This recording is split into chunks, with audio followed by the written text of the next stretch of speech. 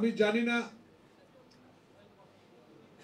Doctor Yunus সরকার বাংলাদেশে কখন, কোন সময়, কোন দিন নির্বাচন দিবেন।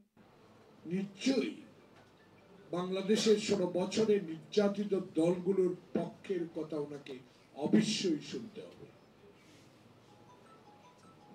কারণ কেউ রংপুরে বলবেন অমুকে ভোট করতে পারবে, কেউ চাঁদপুরে যায় বলবেন ভোট করা তাদের অধিকার আছে।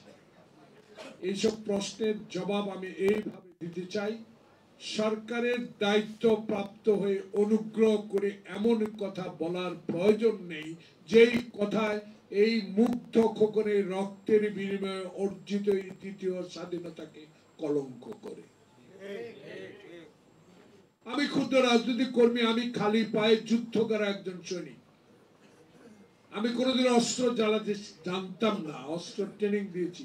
আমার নেতা খোকা আজকে নাই। ঢাকা শহরে অলিতে গলিতে সেদিন খালি পায়ে হাফ প্যান্ট পরে একটি জামা 15 দিন গায়ে পড়েও আমরা সেদিন স্বাধীনতার পক্ষে কাজ করার সুযোগ পেয়েছি। আমার সবচেয়ে একজন স্বাধীনতার যোদ্ধা হিসাবে আজকে এই পবিত্র দিনে এই সরকারের কাছে আমার একটা আবেদন থাকে, দয়া করে কারো কথায় কান দেওয়ার দরকার নেই। জনগণের প্রত্যাশা পূরণে আপনাকে যে দায়িত্ব দেওয়া হয়েছে সেই দায়িত্ব আপনাকে পালন করতেই হবে। এই দায়িত্ব পালনের জন্য আপনার সমর্থন দরকার। আপনার সমর্থন আল্লাহ পাক দিয়ে দিয়েছে। আপনার ইজ্জত আল্লাহ রক্ষা করেছে। আপনার ইজ্জত বিশ্বব্যাপী, আপনার ইজ্জত আছে বিশ্বের দরবারে। আপনি একজন গুণী ব্যক্তি। যে ব্যক্তিটি আপনাকে কষ্ট দিয়েছে, মামলা দিয়েছে, 18 তলা পায়ে হেঁটে লিফট ছাড়া উঠতে সহযোগিতা করেছে, লিফট বন্ধ করে দেওয়ার সহযোগিতা করেছে, সেই ব্যক্তি আপনি এই দেশে মানুষের কাছে যে সম্মান পেয়েছেন, অনুগ্রহ করে দয়া করে আপনার আশেপাশের লোকগুলোকে কথা বলা থেকে সজাগ রাখুন। এমন কথা বলার দরকার নাই যে কথায় আপনার মানহানি হতে পারে। স্পষ্ট বলে দেন, আপনার হারাবার কিছু নাই। আপনি যেটুকু পেয়েছেন সেটুকু রক্ষা করার দায়িত্ব শুধু আপনার একা নয়।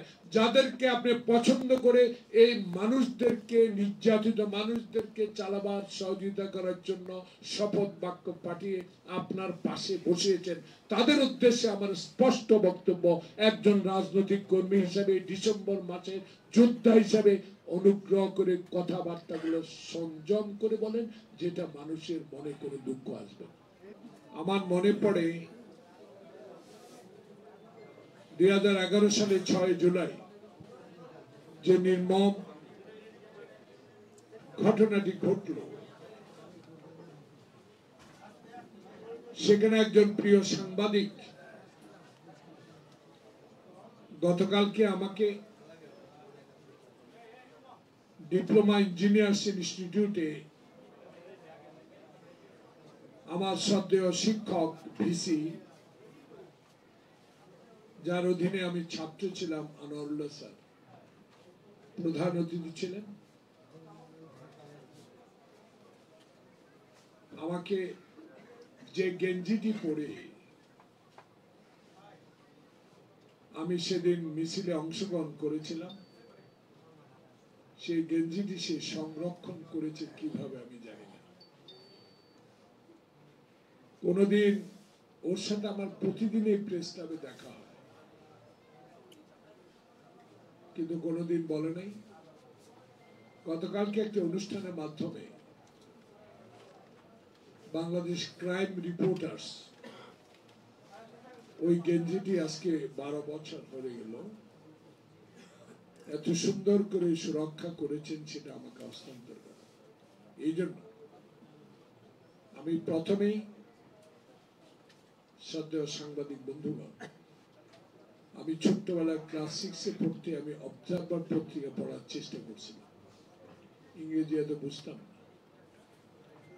আমার ইংরেজি শিক্ষক তখন কলেজ জীবনে রামেন্দু মজুমদার, এখনো জীবিত, আওয়ামী লীগের সাংস্কৃতিক সংগঠনের সাথে জড়িত।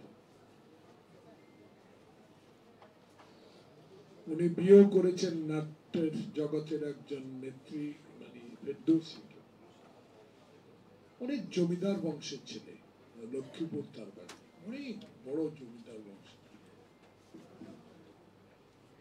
তখন উনি, আমি পঞ্চম শ্রেণী থেকে ষষ্ঠ শ্রেণী, আমার কি রে ভাই একটু চুপ করেন না, চালক দল একটু চুপ করেন।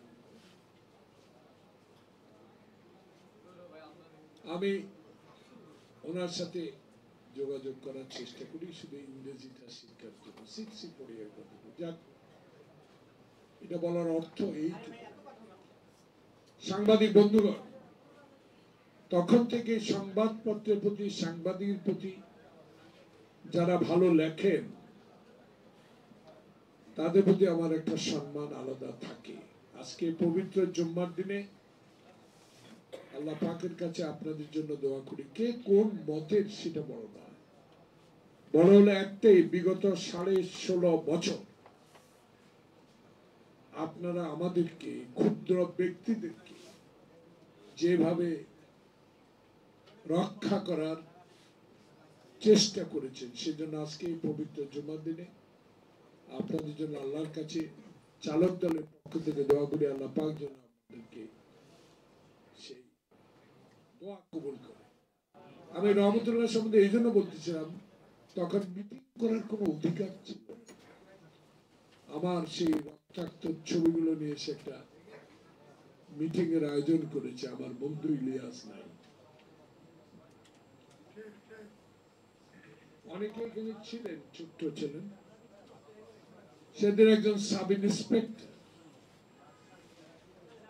আমার সামনে দাঁড়িয়ে বলেছেন, গতকাল তো মাথা ফেটেছি, আজকে পা দুইটা কেটে দিল। তাকে খুঁজছি, পাচ্ছে না। নিজের হাতে না, অন্তত আইনের আওতায় এনে দেওয়ার একটা ব্যবস্থার জন্য চেষ্টা করছি, কিন্তু বুঝতে পারছি। প্রিয় বন্ধুগণ, বক্তব্য স্পষ্ট।